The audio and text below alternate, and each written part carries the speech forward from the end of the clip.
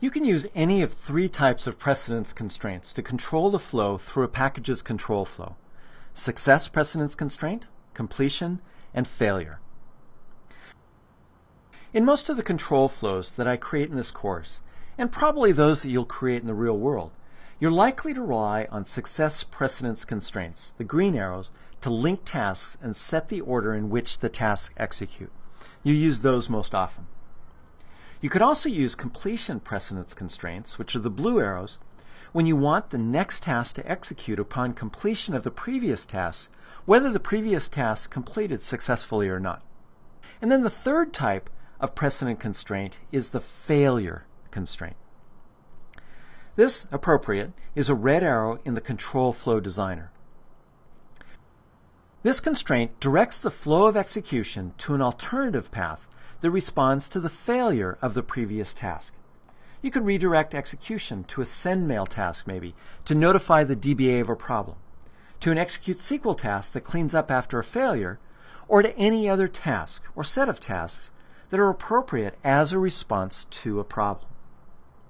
You can have as many execution paths as you want leading from any control flow task, in any combination of the three types of precedence constraints. This provides an amazing amount of power and flexibility for handling many different scenarios that the package needs to respond to. Most importantly, for error handling, you can perform tasks to respond to problems, then either end package execution or rejoin the main flow of execution. You can even go further. Precedence constraints are not limited to all or nothing responses. You can also configure them to evaluate Boolean expressions and combine them with other constraints in either logical AND or logical OR combinations. Configuring these kinds of options is available through the Precedence Constraint Editor dialog box that opens when you double-click a constraint or right-click it and select Edit from the pop-up menu.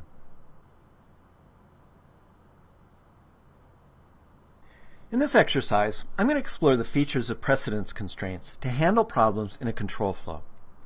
It's a bit of a contrived example, but it makes it easy to see how flow changes based on how you define precedence constraints.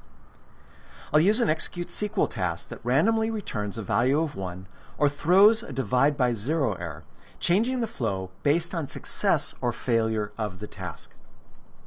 So I'm going to create a new integration services project, and I will name it failure constraint.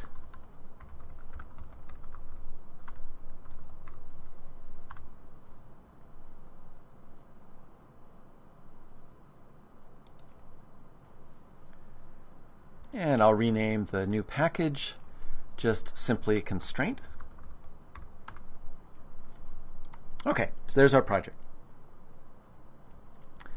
I want to add an execute SQL task, so I'll drag that onto the control flow designer right there.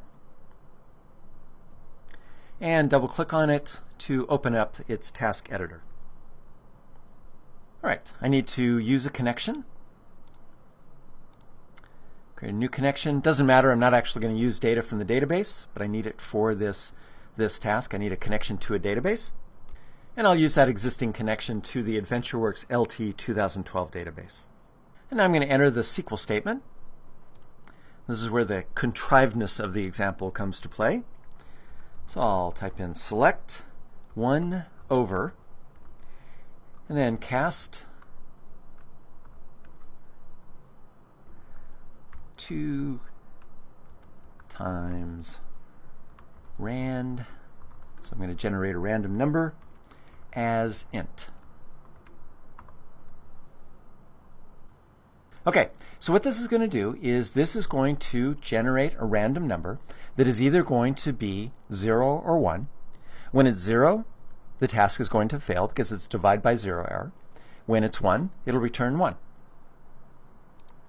Okay, so just a quick and easy way to generate random failures. So much like a real world kind of a package. That task is configured, so I'll close that. And now I'm going to drag a script task onto the designer surface. In this case, I'm just using the script task as a placeholder task that's going to display a green success icon if the execute SQL task executes successfully, or will not execute at all if execute SQL fails. So I need to drag the precedence constraint there, and we've wired up the control flow.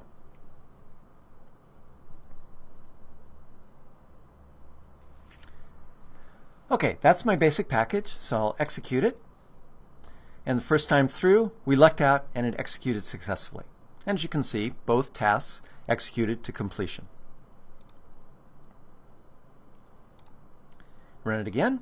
Oh, this time it failed. So this time the random number ended up being a 0. And so the package failed and the script task never executed. And I can continue to do that as long as I'm entertained by it, and I'll continue getting random results. Okay, so that's the basic package. Okay, now what I'm going to do is I'm going to add a failure path to the control flow. So I'm going to use another script task for that. Put that over there. Again, I don't need to configure this script task either. It's just basically a placeholder. Select the execute SQL and put another precedence constraint over there. I'll move this over a little bit to keep the lines separated. Except that I'm not going to accept the default. I'm going to right-click on this. Actually, if I can select it and right-click on it. There we go. Right-click on it. And I'm going to change this to failure. And you can see that it turns red. All right, so now I have a failure path. I'll execute the package again. This time, this task succeeded, and so it took this path. Execute again, and once again, through the luck of random numbers, it succeeded once again. And there we have a failure. But this time notice that execution didn't just end here. Because I have a failure path, execution continued on to this task, which executed successfully. Nothing meaningful happened, but the task executed successfully. Okay, so that's how you can use precedence constraints to design in alternative flows when things go wrong, particularly when you can anticipate the sorts of things that may go wrong. Maybe I know that the SQL code in the execute SQL task is flaky under some situations, but maybe I haven't figured out what situations those are. Is it a data problem? Is there some environmental thing that the code uses if it's a complex stored procedure or a long convoluted SQL statement? Then what I can do is I can have this failure path and record information about the conditions under which that code executed to help me find the problem. And obviously in a real application, a real package, I'm not going to just use placeholders here. I'm going to do something like email the DBA or record some data within a table, all the values of variables. Do something in order to record what went wrong and why it went wrong. And you can use that in order both to debug the package to make it more robust, as well as long-term over the life cycle of this package to record data that I need to act on, the things that just didn't successfully happen when the package executed. Okay, but let's take it up a level of complexity. Say that you have two execute SQL tasks, and you want them both to fail in order for this script task 1 to execute. So what I'm going to do is I'm going to right-click on this and copy it and paste it. Okay, so there's a second execute SQL task. And I'm going to add a precedence constraint there to script task 1. And I will right-click on this and select failure. Okay, so now we have a little bit more complex scenario. Remember that this is generating random numbers and is going to randomly fail. This is generating random numbers and is randomly going to fail.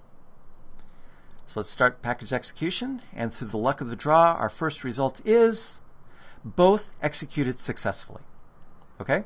So there's no success path out of this, so nothing else happened in response to this executing successfully. This executed successfully, and so it has a success constraint, and so the script task here executed.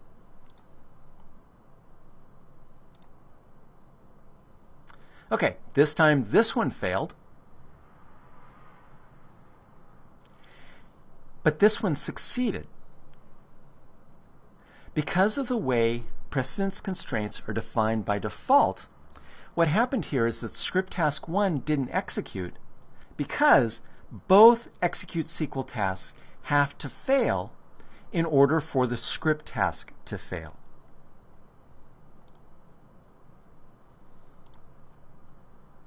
Try again. Okay, same scenario there.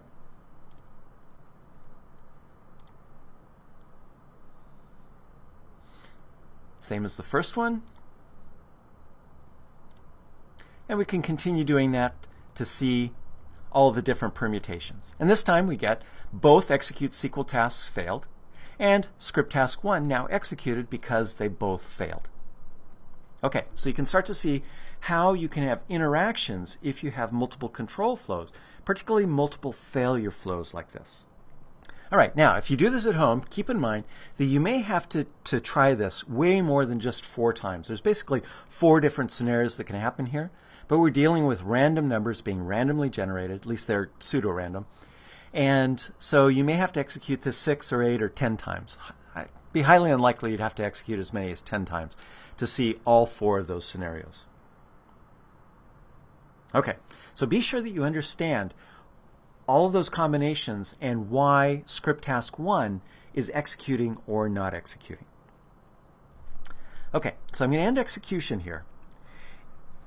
The reason we got that particular behavior of both of these tasks having to fail for this task to fail is that by definition, or by default, precedence constraints use a logical AND. So if I have multiple constraints coming into a task, it's a logical AND. So there has to be failure and failure for this to execute.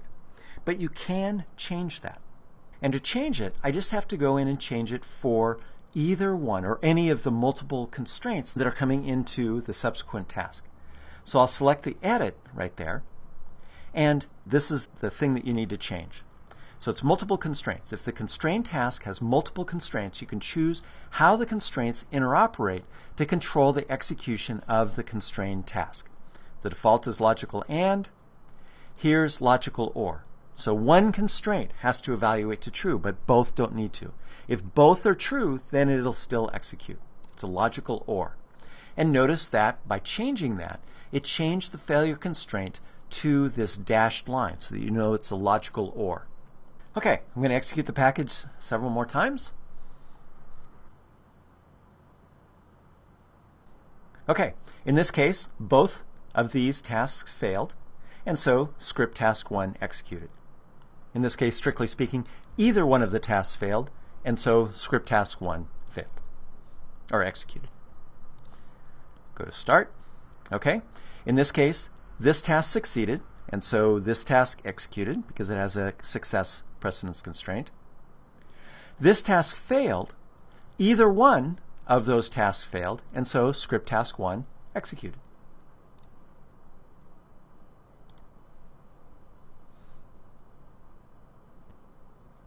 That time, both failed, so this executed.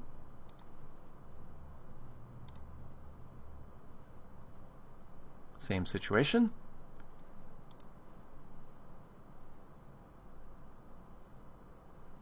And there, both succeeded, so script task 1 didn't execute because the logical OR was not satisfied. I'll do it just a couple more times. Success, success. And failure, failure. Okay, so we didn't get the one where one of the execute SQL tasks succeeded and other failed. We got one of those scenarios, but continue on. But the important point here is that now, if either of these tasks fail, then this script task will execute.